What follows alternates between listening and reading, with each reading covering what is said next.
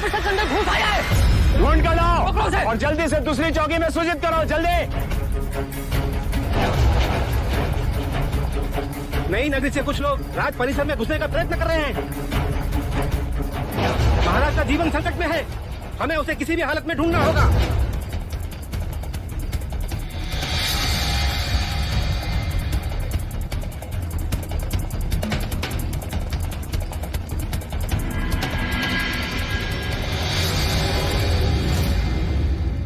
महाराज, नगरकोट की भित्ति फांदकर कोई शत्रु घुस आया है। कोई शत्रु नहीं, आप ही की प्रजा है महाराज।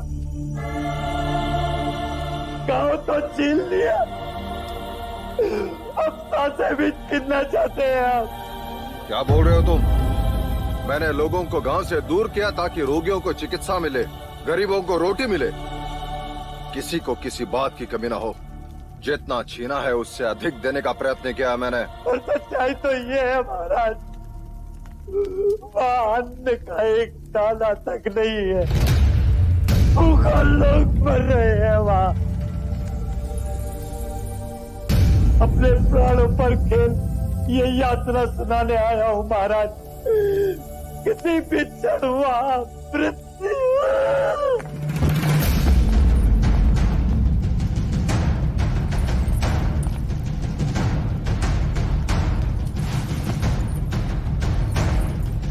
क्या हुआ इसे?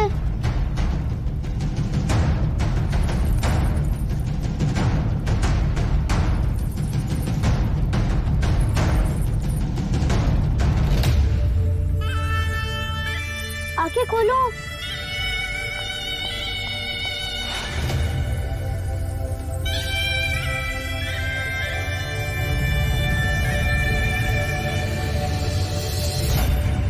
ये उठ क्यों नहीं रहा है?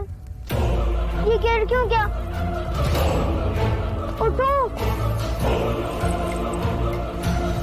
सिद्धार्थ, वो मर्यादा से अधिक सोमरस पी लिया था उसने, अपना संतुलन खो गया।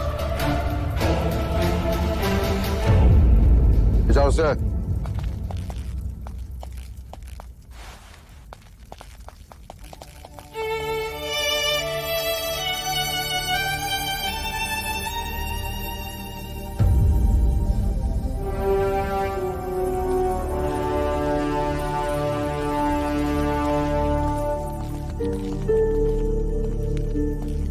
माँ, ये सोमरस क्या होता है?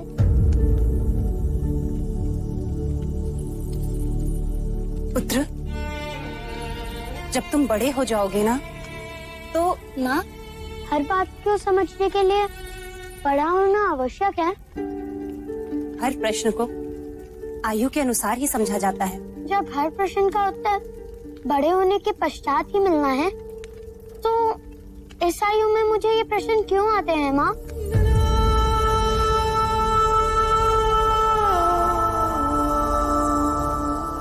महामंत्री, इस माही की बात पर तुम्हें कितना विश्वास है? महाराज, माही का वचन और उसकी तलवार कपिलवस्तु के लिए हमेशा से निष्ठावान रहे। यदि आज वो रोगी नहीं होता तो हमारी सेना का नेतृत्व कर रहा होता। द्रोणोदन। जी जी भाई महाराज। नई नगरी में अनाज पहुंचाने का दायित्व किसका? वैश्य गौरी गजानन का महाराज। ये वही वैश्य है जो उस दिन न्याय सभा में असत्य बोलते पकड़ा गया था? जी महाराज। कल उसे न्याय सभा में प्रस्तुत किया जाए। जो आज्ञा महाराज।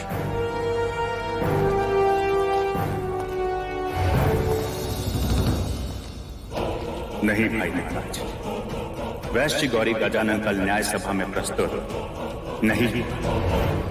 मुझे तो लगता है गौरी, जैसे ही तुम न्याय सभा पहुंचोगे बंदी बना लिए जाओगे। लेकिन क्यों? मुझे क्यों बंदी बनाएंगे? मेरे पास तो महाराज ही का आदेश है, जिसमें स्वयं उन्होंने नई नगरी में अनाज पहुंचाने पर रोक लगाई। कैसी मूर्खों जैसी बातें करते हो गौरी।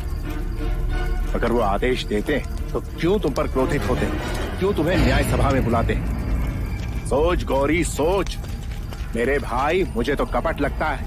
एक बार बंदी बना लिए गए तो बस गए। तो मैं क्या करूं? मेरी बात मान तो भाग जा यहाँ से और ढूंढ उस सैनिक को जिसने महाराज का वो आदेश पत्र तुझे दिया था। सोच मत गौरी, भाग जा।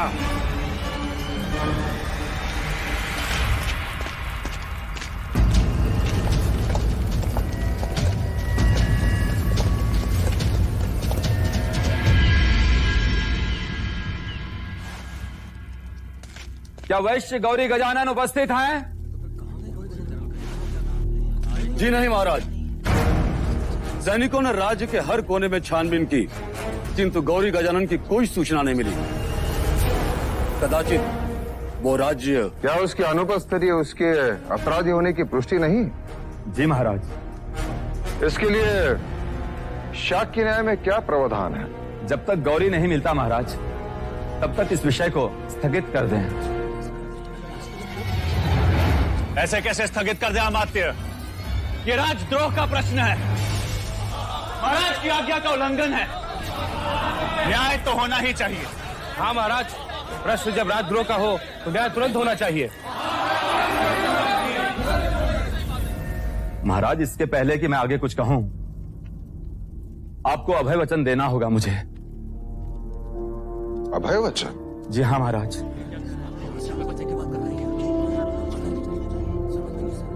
मैं तुम्हें अभय वचन देता हूं अमात्य। महाराज, नई नगरी में अन्न पहुंचाना राज्य का उत्तरदायित्व था और इस कार्य के लिए गौरी को नियुक्त किया था। वो असफल रहा और कोई नहीं जानता कि इस समय वो कहां है। पहले भी गौरी इस न्याय सभा में अपराधी सिद्ध हो चुका है। न्याय सभा ये बात जानती है अमात्य। तो महाराज, अब उसके अपराध का उत्तरदायित्व उसी का बनता है जिसने गौरी का उत्तरदायित्व लिया है। क्षमा करें महाराज, पर न्याय शास्त्र यही कहता है।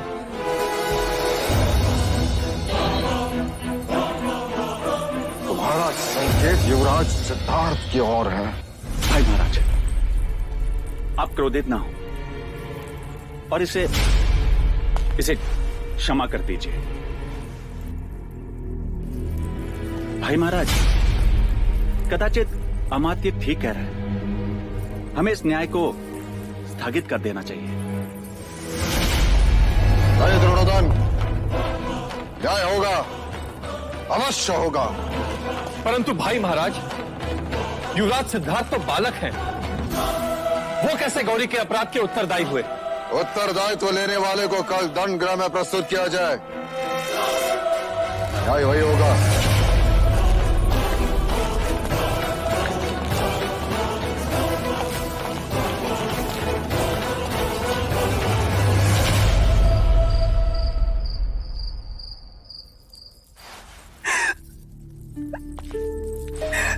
ये तुम क्या कर रही? सिद्धार्थ पे दया कीजिए देव, मुझे दंडित कीजिए।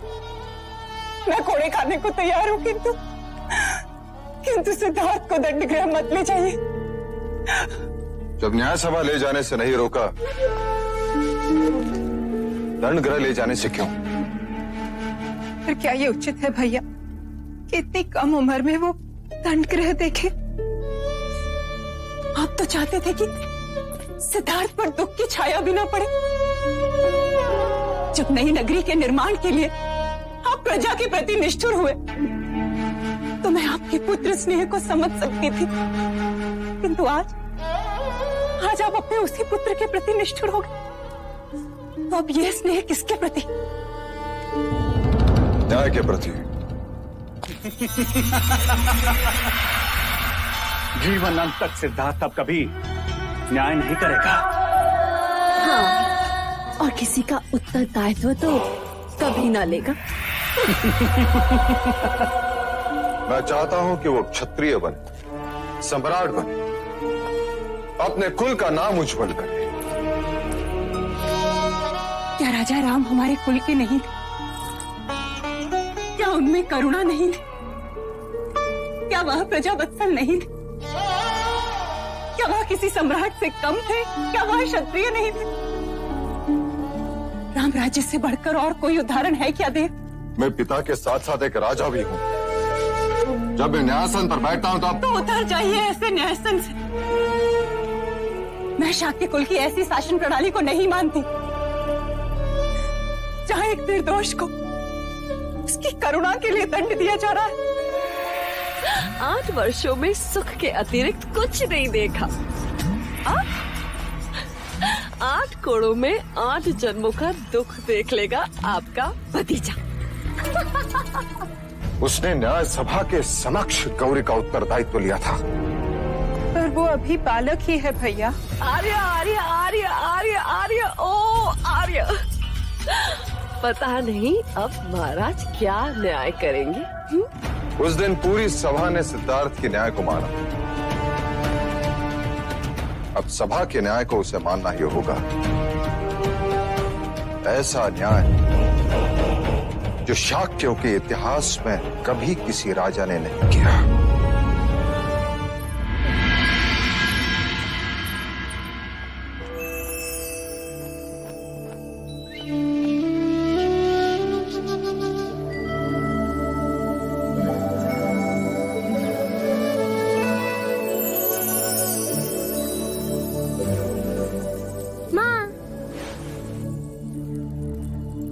सुबह से ढूंढ रहा था तुम्हें और तुम यहाँ हो।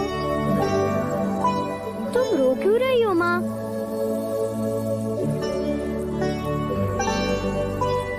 पिछली बार जब मैं गुरुकुल जा रहा था तब भी तुम रो रही थी।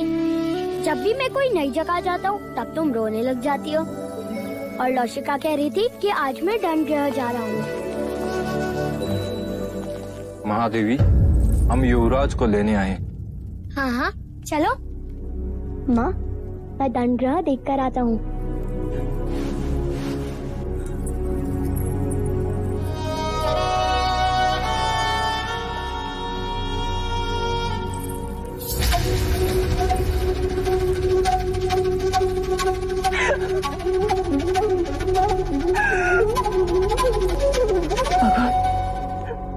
भगवान मेरे सिद्धार्थ की रक्षा करना।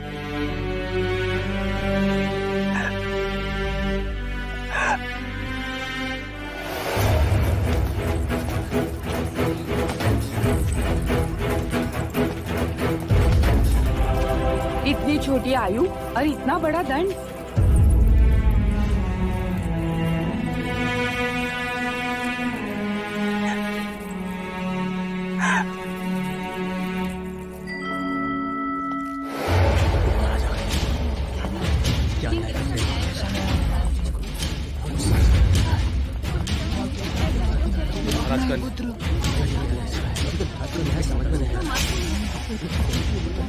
दंडगृह में इतनी भीड़ कैसी?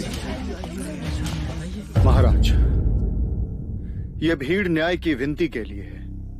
कृपा कर आप अपने न्याय को स्थगित करते महाराज। हाँ भाई महाराज, मैं आकाश पाताल लेकर उस वैश्य गौरी को ढूंढ निकालूंगा। उत्तरदायित्व लेने वाले को उपस्थित किया जाए।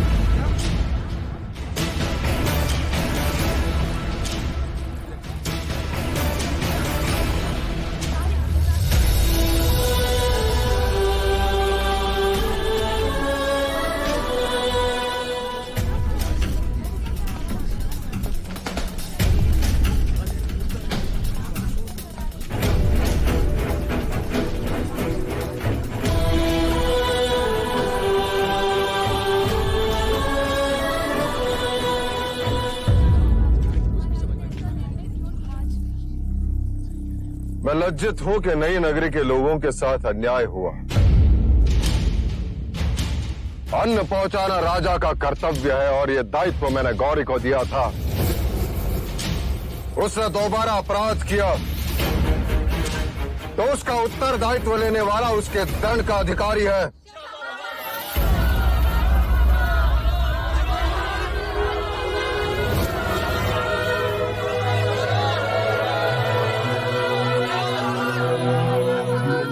क्षमा कीजिए महाराज, न्याय सभा में आपने एक राजा बनकर सोचा, अब एक पिता बनकर सोचिए। उत्तरदायी दंड भुगतने के लिए सक्षम नहीं, इसलिए उसका दंड उसके पिता को दिया जाता है।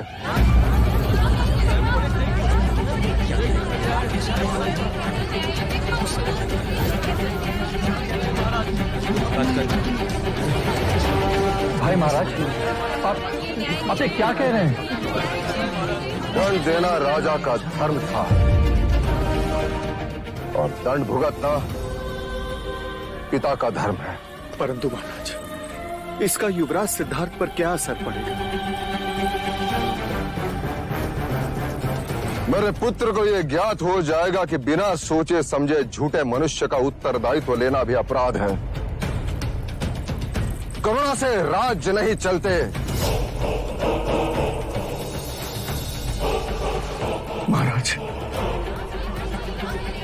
उठाओ कोड़ा, मैं तैयार हूं।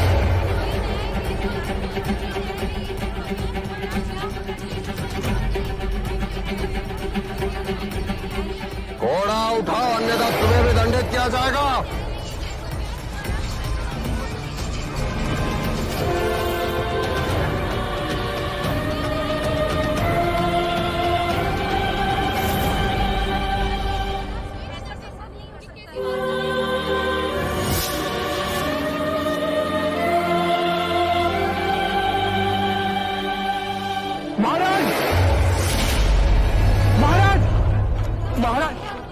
महाराज, गौरी,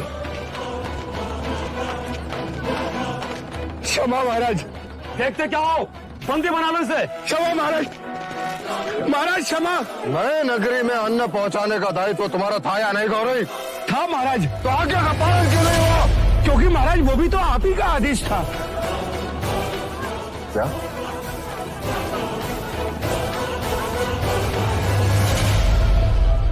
मेरा आदेश? हाँ महाराज, ये देखिए, ये रहा आदेश पत्र।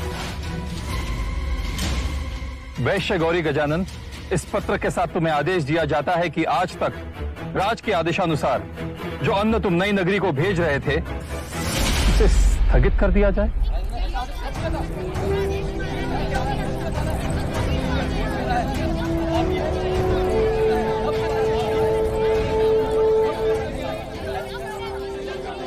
ये पत्र खोटा है।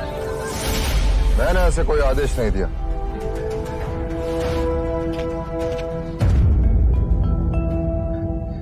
जी महाराज, ये आदेश पत्र खोटा है। परंतु इसका प्रमाण क्या है?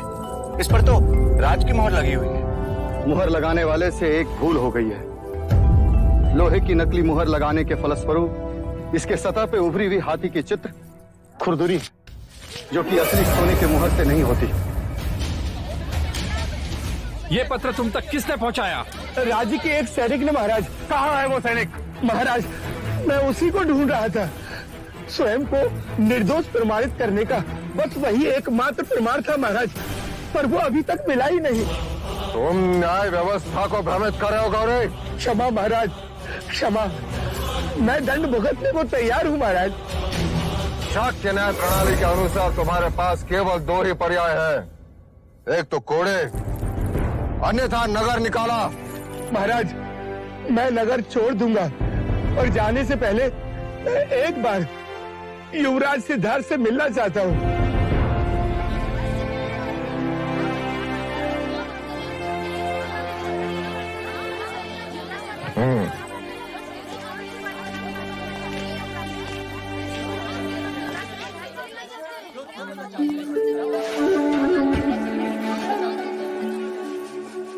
आपने मुझे सत्य के मार्ग पर चलना सिखाया।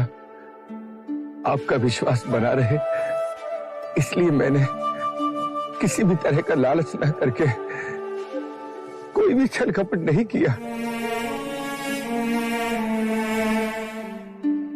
सत्य स्वयं प्रकाशित होता है। आज नहीं तो कल अपराधी अवश्य दंड पाएगा।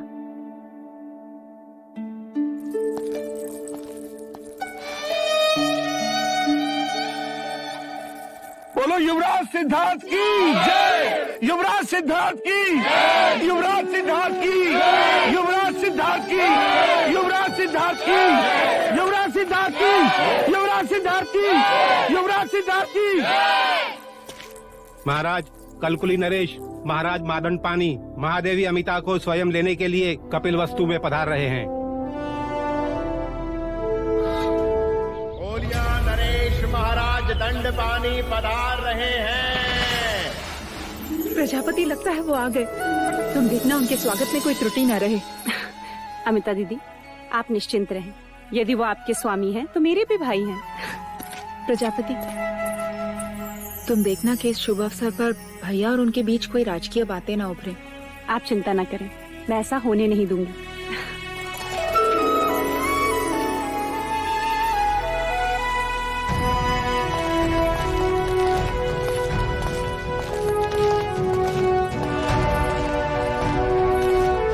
कपिल वस्तु में कोलिया नरेश महाराज दंड पानी के आगमन से हमारा अभिमान और बढ़ गया है।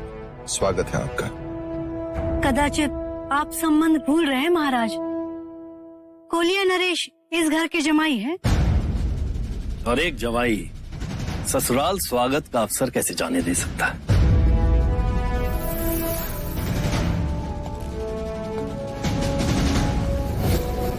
महाराज दंडपानी जमाई होने का लाभ उठा रहे हैं। आपसे अपने चरण धुलवाना चाहते हैं। तशला लाइए। चरण प्रक्षालन के बाद ही जमाई भीतर कदम रखेंगे।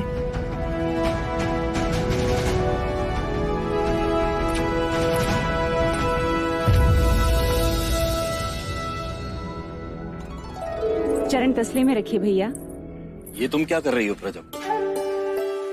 मैं कपिल वस्तु के महाराज की अर्धांगिनी हूँ, अर्थात ये धर्म मेरा भी उतना ही हुआ। और आप मेरे बड़े भैया, तो ये दोहरा अवसर मैं कैसे छोड़ दूं? चरण तसले में रखिए। नहीं प्रजापति, तुम भली भांति जानती हो कि कोलिये पुत्रियों और भगिनियों से चरण स्पर्श नहीं कराते। रहने दो।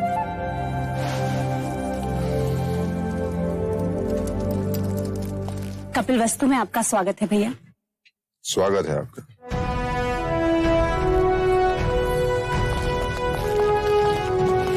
जैसे समाज को सही मार्गदर्शन देना ब्राह्मण का कर्तव्य है, वैसे ही समाज की रक्षा करना क्षत्रिय का कर्तव्य है। और क्षत्रिय बिना शस्त्र के अधूरा है। शस्त्र हमें सुरक्षा प्रदान करते हैं और इन शस्त्रों का ज्ञान देने आए हैं राजा मितुदन।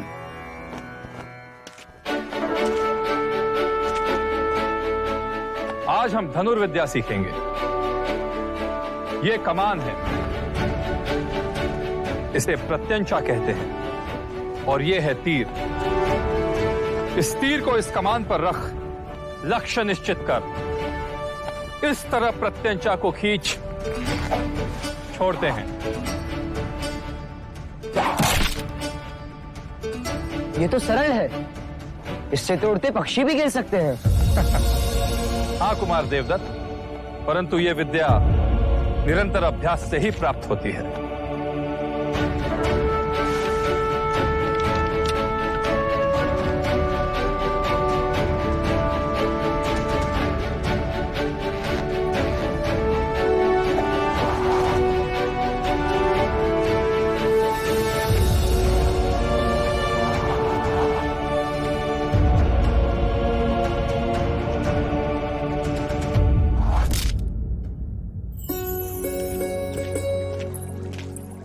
देवदत्त की तरह शस्त्रों का अभ्यास क्यों नहीं करते?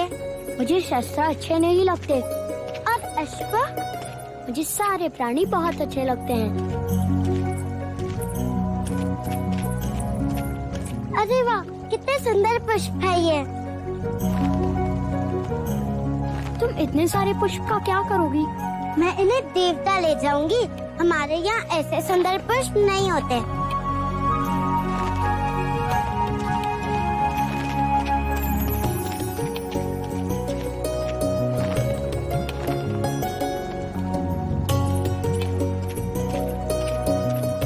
ये लीजिए।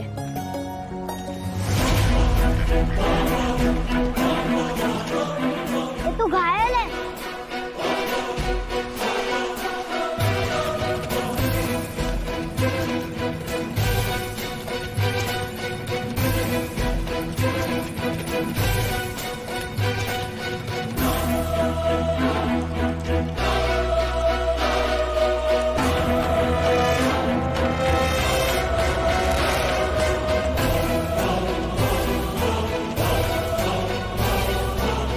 दिखा सिद्धार्थ, मैंने उड़ते पक्षी को मार गिराया। ले लो, मैं राजा अमितोदन को दिखाऊंगा।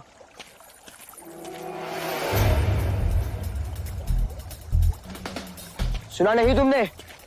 ये मेरा आखेट है। इसे मैंने बचाया है, ये पक्षी मेरा है। तुम अपने ज्येष्ठा का अपमान कर रहे हो सिद्धार्थ। मैं अपना कर्तव्य कर रहा हूँ ज्येष्ठा। आखेट क्षत्रिय गुण है और रक्षा क्षत्रियों का कर्तव्य। यदि तुमने मुझे ये पक्षी नहीं लौटाया तो अच्छा न होगा। नहीं देगा वो आपको, क्या कर लोगे? मैं इसी घड़ी न्याय सभा में जाकर महाराज से याचना करूंगा। हाँ जाओ, मैं महाराज के आदेश की प्रतीक्षा करूंगा।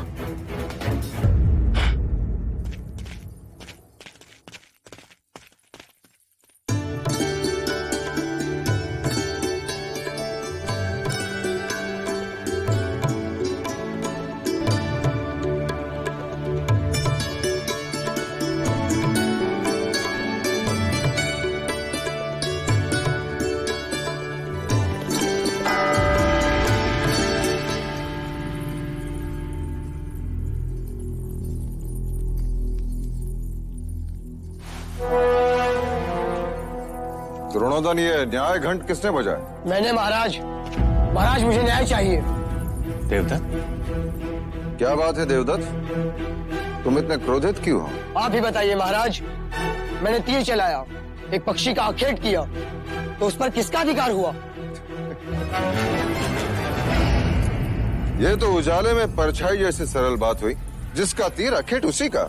महाराज, आखेट मैंने किया, पर युवराज सिद्धार्थ ने वो पक्षी मुझसे छीन लिया। मुझे अपना अधिकार चाहिए।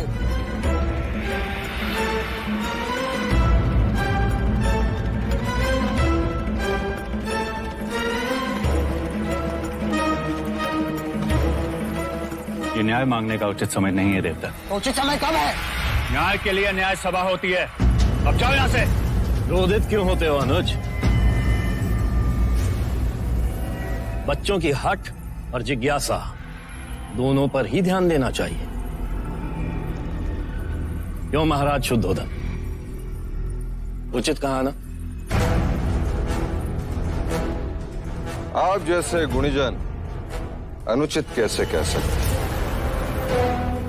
जब देवदत्त ने न्याय घंट बजा ही दिया है तो उसे न्याय भी अवश्य मिलना चाहिए।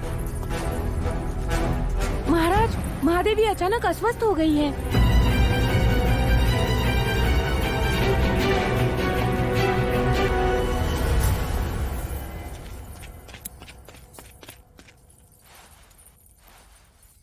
क्या हुआ माँ? आंखें खोलो, क्या हुआ इन्हें? सुबह प्रार्थना करते समय अपना संतुलन खो बैठी और गिर गई। माँ, क्या आपने भी माही जैसे सोमरस पान किया था जो गिर गए?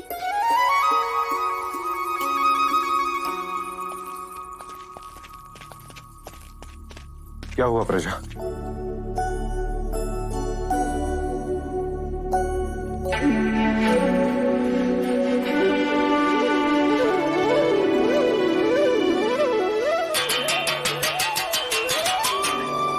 समाचार है भैया, इस बुआ को एक और अवसर मिलेगा नामकरण संस्कार में आने का। महादेवी माँ बनने वाली है। बधाई हो प्रजापति, बधाई हो महाराज शुद्धोदन, बधाई हो। बधाई हो भाई महाराज। अनुज, कुल गुरु से शुभ मुहूर्त निकाल कर ये समाचार कपिल वस्तु में पहुंचा दो। उत्सव का आगमन होने वाला है, कोई कमी नहीं होनी चाहिए। हाँ महाराज, अब कपिल वस्तु को कोई चिंता ही नहीं रही।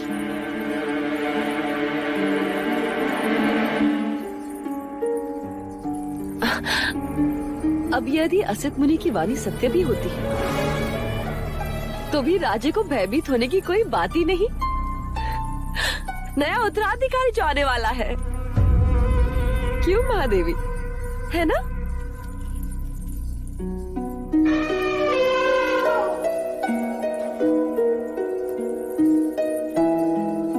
कौन आ गया? चलिए मैं आपको उससे मिलवाता हूँ। अरे अभिनंदन। अरे चलिए। वैसे सत्य कहा है आपने, सिद्धार्थ को एक और भाई मिल जाएगा लड़ने के लिए। लड़ने के लिए? ये कैसी अशुभ बातें कर रहे हैं आप भी? जो देख कर आ रहा हूं वही कह रहा हूं अमिता। कुमार देवदत्त ने आज ही युवराज के विरुद्ध न्याय याचना की है। याचना? हाँ, और कल भरी सभा में उस पर सुनवाई भी होगी।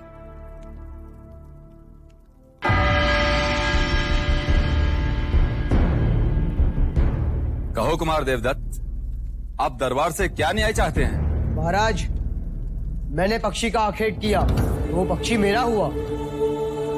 महाराज, ये पक्षी मुझे घायल अवस्था में मिला, मैंने इसकी रक्षा की, अभी मेरे पास रहेगा। तो अब यह न्याय करना है कि ये पक्षी किसे दिया जाए, जिसने उसे घायल किया उसे या जिसने उसकी रक्षा की उसे। आखेट करना तो क्षत्रियों का गुण धर्म है युवराज। निर्बल की रक्षा करना क्षत्रियों का कर्तव्य है महाराज। पक्षी देवदत्त के तीर से घायल हुआ ये तो मानते हो ना तुम? पर अब ये मेरी शरण में है, ये बात आप मानते हैं या नहीं? मुझे तुम्हारी क्षत्रियता पे संदेह है। और मुझे तुम्हारी मनुष्यता पर। घायल करने से पीड़ा होती है, चित्कार उठता है, पर रक्षा करने से स्नेह बढ़ता है। जगत में स्नेह बढ़ना चाहिए या पीड़ा? जिस तरह हर बादल से पानी नहीं बरसता, जिस तरह हर वर्ष खेत में एक सा अनाज नहीं उगता, जिस तरह मनुष्य की पांचों उंगलियां एक सी नहीं होती, उसी तरह आखेट भी हर क्षत्रिय का गुण धर्म नहीं हो सकता। सच्चा क्षत्रिय रक्षक होता है, ऐसा आचार्य कहते हैं। धर्म रक्षा क्षत्रिय धर्म, जीव रक्षा परमो धर्म। अब आप ही न्याय कीजिए। दांत भी मेरे और होड़ भी मेरे। कुलगुरु वाचस्पति, कृपा करके आप ही न्याय करें।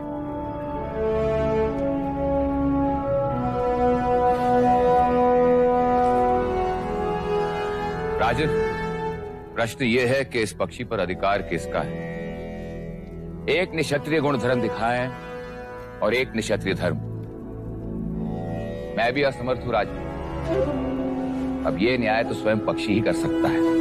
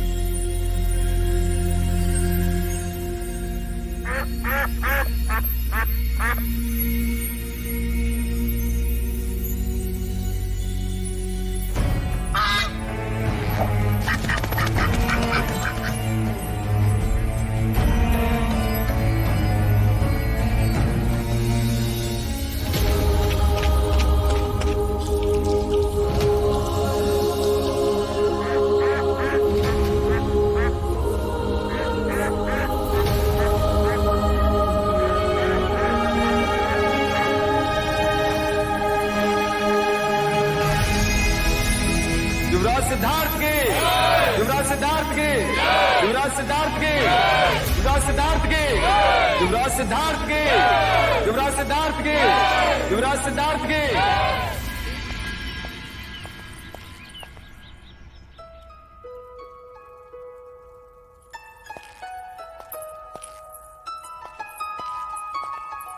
ये सब क्या है प्रजापति? मायके से जा रही हो अमिता दीदी, इतना प्रेम तो साथ जाएगा ही जाएगा। मैं तो कहती हूँ इस बार तुम भी हमारे साथ देवदा चली चलो, वर्षों से तुम नहीं आई हो वहाँ। बस एक बार युवराज बड़े हो जाए, फिर निश्चिंत होकर आ जा सकूंगी।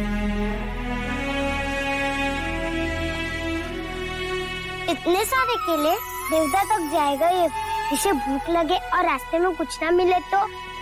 मित्र होने के नाते मेरा भी तो कर्तव्य है कि मैं इसका ध्यान रखूं। मैं भी तो तुम्हारी मित्र हूँ, तुम मेरे लिए कुछ नहीं लाए? वाह, इतने सारे पुष्प, ये तुम लाए? नहीं, मैं लाया हूँ। देवदत्त तुम? हाँ, तुम्हें ये पुष्प बहुत पसंद है ना? हाँ, बहुत। वैसे अब पता नहीं फिर कब मिलना हो। बहुत जल्द। ये बुआ नामकरण के समय तो आएगी ही। और कह देती हूँ, आने वाले युवराज का नाम ये बुआ अपने पसंद से ही रखेगी। यशोधरा, सिद्धार्थ कहाँ है? पता नहीं, मैं भी उससे ही ढूंढ रही हूँ। सिद्धार्थ, सिद्धार्थ! ये देखो, कुंज ने देख लिया सिद्धार्थ को। कहाँ थे तुम? तुम्हारे लिए भेंट लाने गया था। कहाँ है? दो।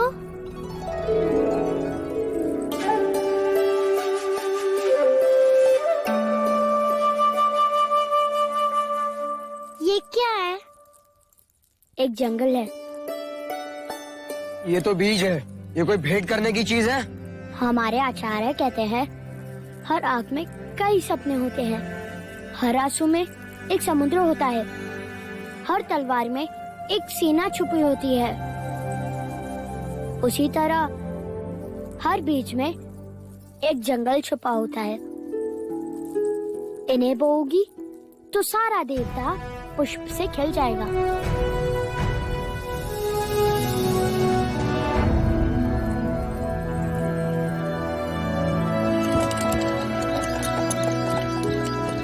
तुम्हारी याद आएगी।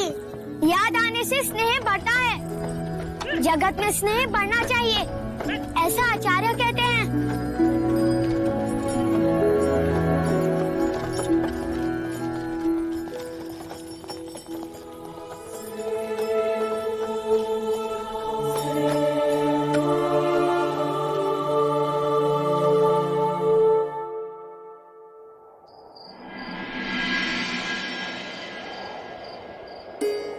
महादेवी, आपकी औषधि का समय हो गया है। लौशिका, औषधि बाद में, पहले तू तेल लगा। ठीक है।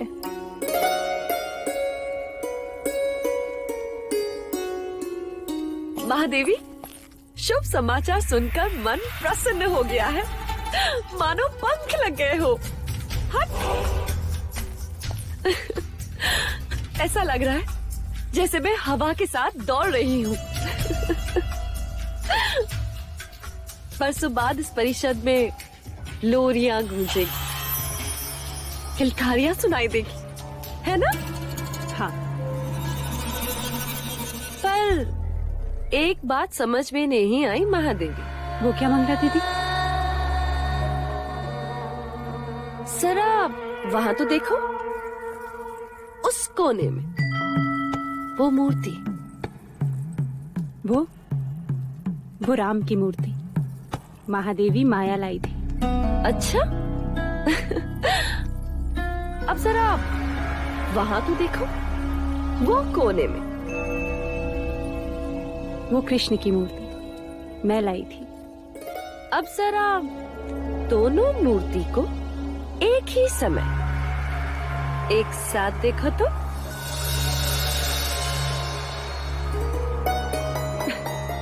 ये क्या ठिठोली है मंगला दीदी?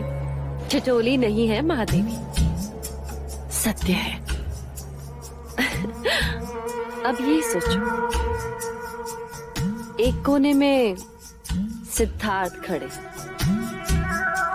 और दूसरे कोने में आपकी होने वाली संतान।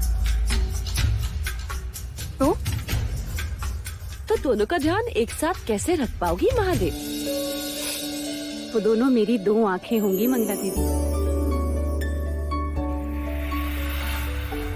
दो आंखें एक ही मनुष्य की होती है, फिर भी इनमें कितनी भिन्नता। एक फड़फड़ाए तो शगुन होता है, और यदि दूसरी फड़फड़ाए तो अपशकुन।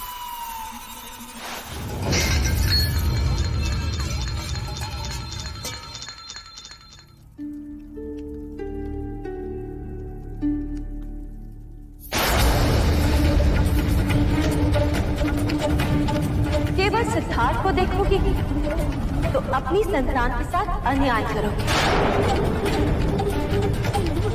और केवल अपनी संतान को देखोगे महाराज को दुख पहुंचाओ।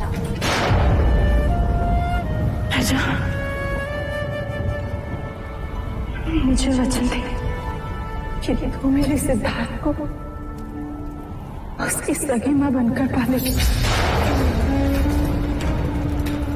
सिद्धार्थ को एक और भाई मिल जाएगा लड़ने के लिए। ये संतान हर शर्त आपके आगे प्रश्न बनकर खड़ी रहेगी महादेव। मुझे वचन दे कि तुम मेरे सिद्धार्थ के सारे इच्छाएं पूरी करेंगी।